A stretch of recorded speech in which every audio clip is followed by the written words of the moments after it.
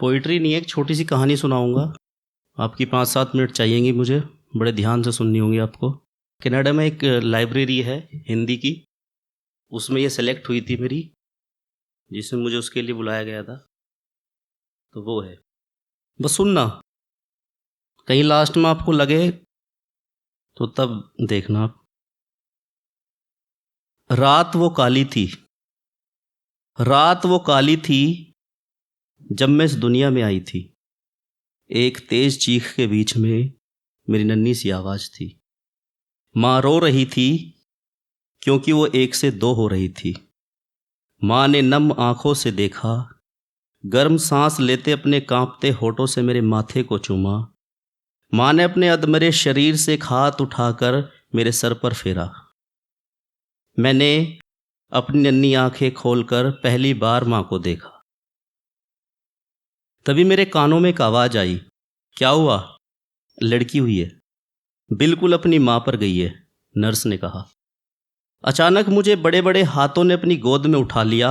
माँ ने कहा, अरे जरा संभल कर, बहुत छोटी है।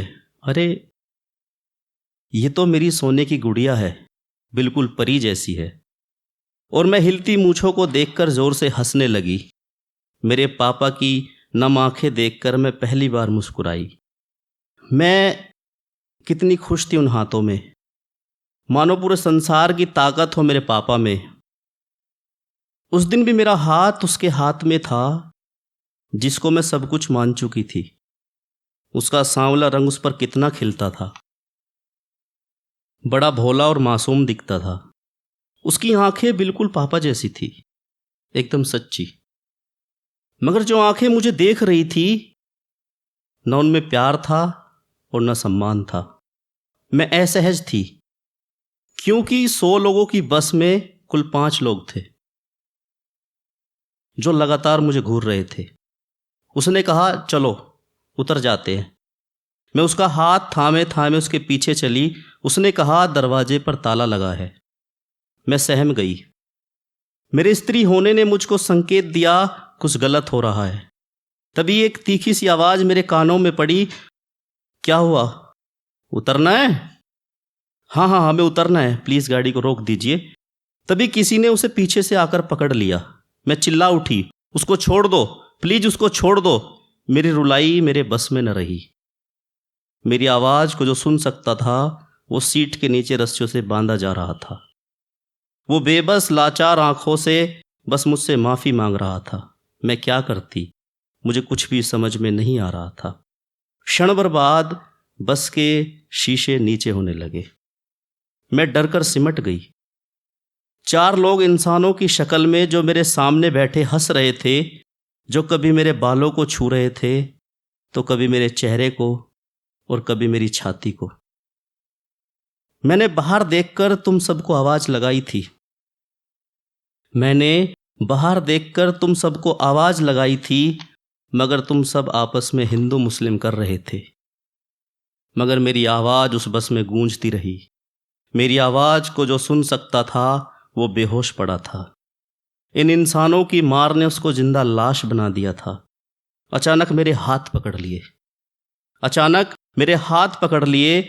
वो हाथ जिन पर कलावे का निशान भी नहीं था, आज उन हाथों को लोहे के तार से बांध दिया था।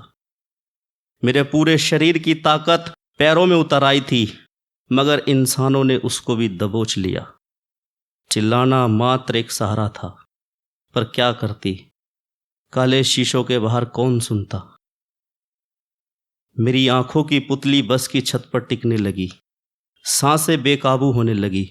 तभी एक अधेड़ उम्र के आदमी ने मेरे सूंड के हाथ अंदर डालकर उसे जोर से झटका मारकर फाड़ डाला। उसका आधा कपड़ा मेरी पीठ पर चिपका रहा और आधा उसके हाथ में था।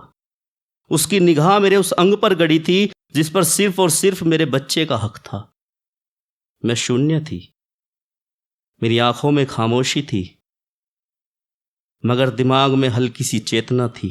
होठ बंद थे, जुबान चुप थी, फिर भी मैं चिल्ला रही थी, मगर कौन सुनता।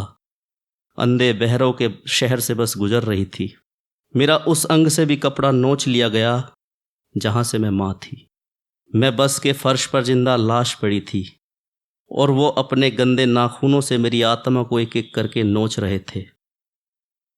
भगवान के बनाए इंसानों ने इस नोचते वक्त भी नहीं सोचा कल तुम अपनी बेटी या माँ से कैसे नज़र मिलाओगे। मैं किस भगवान की बात कर रही हूँ? बस में वो भी तो था, बस में वो भी था, सामने फूलों की माला पहने बैठा सब कुछ देख रहा था। अचानक मुझे एहसास हुआ मेरा शरीर नीचे से बहने लगा। अचानक मुझे एहसास हुआ मेरा शरीर नीचे से बहने लगा। मम्मी कसम मैंने बहुत कोशिश की अपने दोनों हाथों को उठाकर जांघों के बीच दबा लूं, मगर लोहे का तार कलाई में अंदर तक धंस चुका था।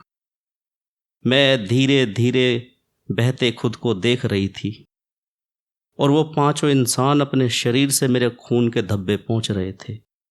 मैं लाचार बेबस पड़ी तड़प रही थी और सोच रही थी काश ये भी किसी के पापा होते, काश।